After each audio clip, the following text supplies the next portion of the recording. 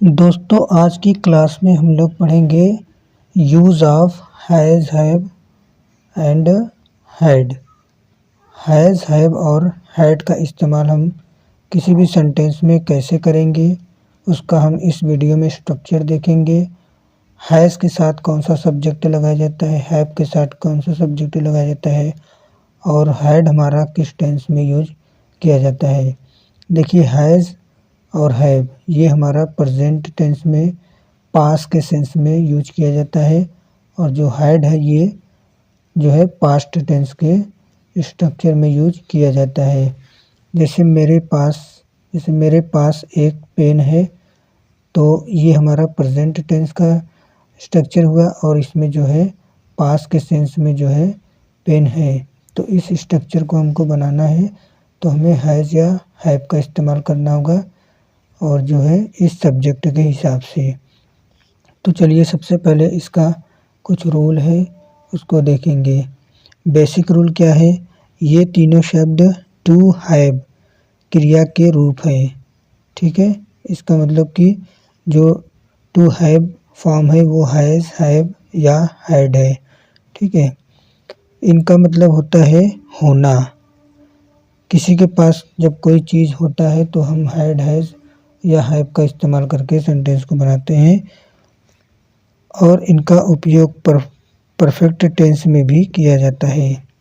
ठीक है, हैव का हम इस्तेमाल किन सब्जेक्ट में करेंगे, आई के साथ, यू के साथ और वी दे या तो बहुवचन करता रहेगा तो हम हैव का इस्तेमाल करेंगे प्रेजेंट टेंस में और जो है हैज़ का इस्तेमाल हम कहाँ करेंगे, ही शी इट या एक वचन करता रहेगा तो हम हैज़ का इस्तेमाल करेंगे। ठीक है, और हैड जो है ये हमारा सिर्फ पास्ट टेंस में यूज किया जाता है। ये सबके साथ चाहे यू वी शी इट हर चीज़ हर सब्जेक्ट के साथ जो है हैड का इस्तेमाल पास्ट टेंस में किया जाता है। ठीक है, चलिए इसका पहले हम कुछ स्ट्रक्चर कुछ सेंटेंस लेते हैं तब आपको अच्छे से समझ में आएगा। सबसे पहले इस स्ट्रक्चर को बनाने का नियम क्या होता है, सबसे पहले हम सब्जेक्ट को लिखते हैं, फिर उसके बाद हैज़ या हैव लगाते हैं, फिर उसके बाद ऑब्जेक्ट लिखते हैं। ठीक है, जैसे हमारा सेंटेंस यहाँ पर है कि मेरे पास एक पेन है तो हमारा सब्जेक्ट इसमें क्या है, मेरे। ठीक है, मेरे का मतलब आई, मेरे का इंग्लिश आई होता है और आई किसके साथ होता है, आई जब लगेगा तो उसमें हम हैव का इस्तेमाल करेंगे। जैसे यहाँ पर आई है तो हैव का इस्तेमाल आई वी यू दे और बहुवचन का करता रहेगा तो हम हैव का इस्तेमाल करके सेंटेंस को कंप्लीट करेंगे। तो मेरे यानी आई, उसके बाद क्या लगेगा, हैज़ या हैव, तो आई के साथ have, I have a pen, एक पेन का मतलब अ पेन। ये हो गया हमारा सेंटेंस, मेरे पास एक पेन है, आई हैव अ पेन, मेरे पास एक पेन है। ठीक है, दूसरा है तुम्हारे पास एक साइकिल है। ठीक है, इसमें हमारा सब्जेक्ट है यू यानी तुम या तुम्हारे, तो यू के साथ हमारा हैव आता है। ठीक है, हैव, यू हैव, तुम्हारे पास है एक साइकिल, एक का होता है साइकिल यानी BYCYCLE,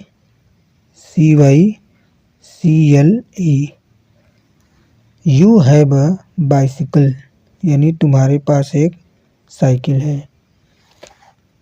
अगला, मेरे पास एक घर है, मेरे का इंग्लिश क्या होता है, आई। ठीक है, आई के साथ हैव, आई हैव अ, घर का मतलब home, I have a home, मेरे पास एक घर है। ठीक है, उनके पास 2 कारें हैं। तो उनके का मतलब, उनके का इंग्लिश क्या होता है? दे माने ये वे या उनके।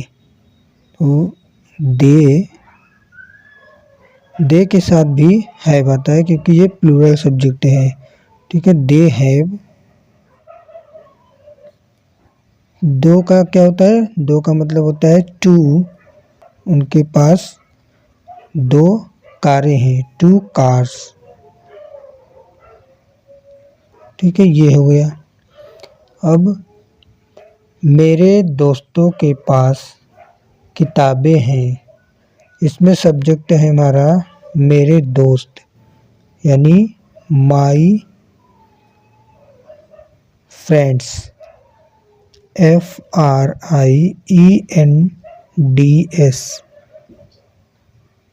My friends. ये हमारा बहुवचन का कर्ता हो गया, इसके हिसाब से हमारा हैव आएगा, हैव। मेरे दोस्त के पास किताबें हैं, यानी माई फ्रेंड्स हैव बुक्स, मेरे दोस्तों के पास किताबें हैं। ठीक है, अगला देखेंगे। मोहन के पास एक गाय है। तो मोहन हमारा एक वचन का कर्ता हो गया। मोहन एक नाम है किसी लड़के का, तो मोहन लिख देंगे, MOHAN, मोहन।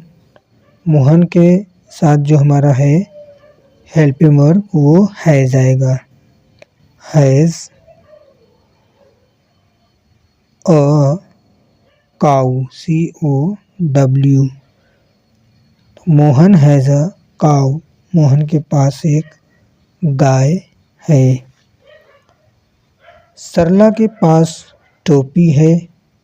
सरला हमारा किसी लड़की का नाम है, तो ये एक वचन का कर्ता हुई, सरला हैज। सरला के साथ हैज आएगा क्योंकि ये एक वचन का कर्ता है, तो एक वचन कर्ता के साथ हैज, बहुवचन कर्ता के साथ हैव। ठीक है, तो सरला हैज के पास टोपी है, Sarla has a cap, CAP, cap. ठीक है, अगला देखेंगे। मेरे पास एक गाय है। मेरे का English I have a cow, COW, काऊ। अब अगर पास्ट टेंस में, पास्ट के सेंस में कोई सेंटेंस बनाना हो, जैसे मेरे पास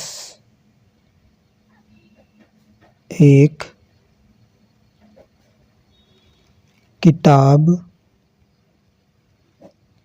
थी, तो इसको कैसे बनाएंगे? पास्ट टेंस में हैड का इस्तेमाल किया जाता है। जैसे मेरे का इंग्लिश हो गया आई, इसमें सिंगुलर सब्जेक्ट या प्लूरल सब्जेक्ट नहीं दिखते, इसमें सिर्फ एक ही हेल्पिंग वर्ब आएगा, वो है हैड। तो आई हैड, मेरे पास था या मेरे पास थी एक किताब, अ बुक। ठीक है, ये सबसे सिंपल होता है। ये हो गया हमारा आई हैड अ बुक, मेरे पास एक किताब थी।